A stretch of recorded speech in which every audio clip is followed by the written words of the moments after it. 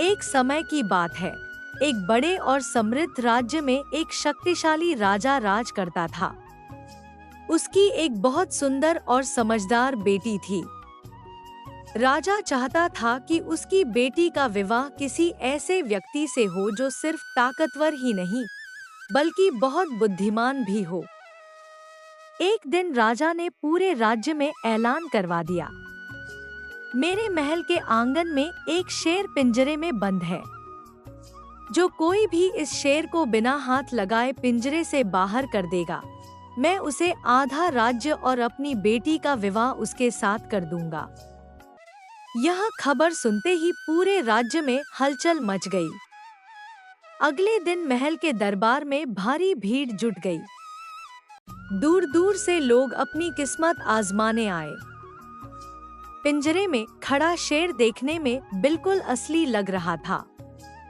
उसकी आंखें तेज, शरीर मजबूत और चेहरा डरावना था। लोग उसे देखते ही डर जाते थे। एक एक करके लोगों ने कोशिश की। कोई दूर से आवाज लगाता, कोई पत्थर फेंकता, कोई डरकर पीछे हट जाता। लेकिन शेर वैसे ही खड़ा रहा। न वह बाहर आया, न ही किसी की कोशिश काम आई। धीरे धीरे सभी लोग हार मानने लगे। राजा भी निराश हो गया। तभी भीड़ में से एक गरीब लड़का आगे आया। उसके कपड़े साधारण थे, लेकिन उसकी आंखों में आत्मविश्वास था। उसने राजा को प्रणाम किया और कहा, महाराज, मैं यह चुनौती पूरी कर सकता हूँ। दरबार में लोग हंसने लगे। अरे, ये क्या कर पाएगा? राजा ने गंभीर होकर कहा, अगर तुम असफल हुए तो तुम्हें सजा मिलेगी। लड़के ने बिना डरे कहा, महाराज, मुझे मंजूर है। लड़का धीरे धीरे पिंजरे के पास गया। वह जल्दीबाजी नहीं कर रहा था। उसने ध्यान से शेर को देखा। शेर बिल्कुल शांत खड़ा था। न वह दहाड़ रहा था, न ही कोई हरकत कर रहा था। लड़के ने सोचा, इतना खतरनाक शेर और बिल्कुल शांत, कुछ तो गड़बड़ है।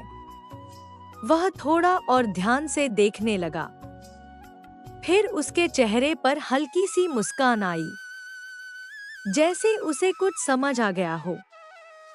लड़का तुरंत राजा के पास गया और बोला, महाराज, पिंजरे के चारों ओर आग जलाई जाए।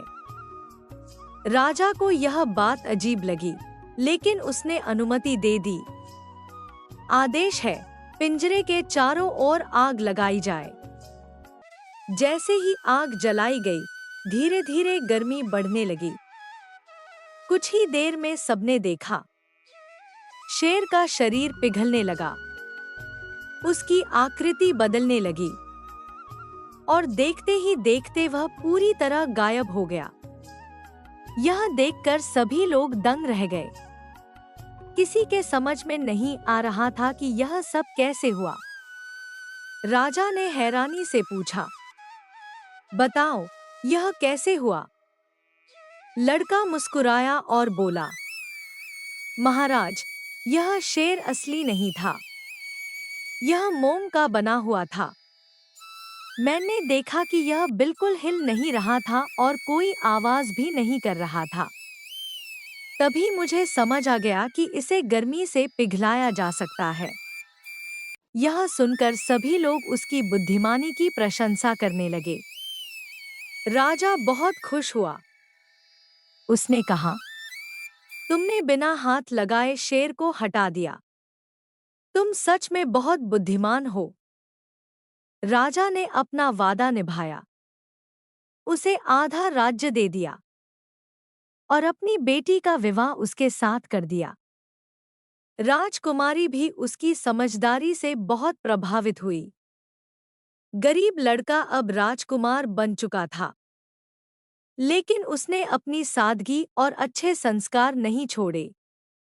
वह जनता की सेवा करता, न्याय करता और सबकी मदद करता था। राज्य में खुशहाली फैल गई। कहानी देखन आल्या न राम राम।